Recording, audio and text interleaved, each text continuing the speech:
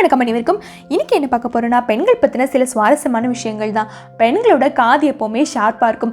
Even though they are sleeping, அவங்க தூங்கிட்டு இருந்தாலுமே அவங்களோட காது ஷார்ப்பாக இருக்கும்.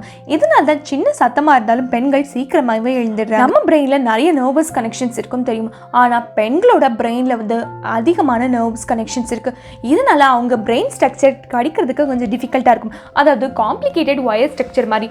ஃபார் எக்ஸாம்பிள் சொல்ல போனோம்னா, நம்ம ஒரு டிரான்ஸ்ஃபார்மர்ஸில் இருக்க ஒயர் மாதிரி பெண்கள் பிரெயின், ஆண்கள் பிரெயின் ஃபாரின்ல இருக்க டிரான்ஸ்ஃபார்மர் ஒயர்ஸ் மாதிரி கண்ணுக்கே தெரியாது, கிளீனா நீட்டா இருக்கும். பெண்களோட கழுத்து ஆண்களோட கழுத்தை கம்பேர் பண்ணும்போது ரொம்பவே ஃபிளெக்சிபிள் ஆனது.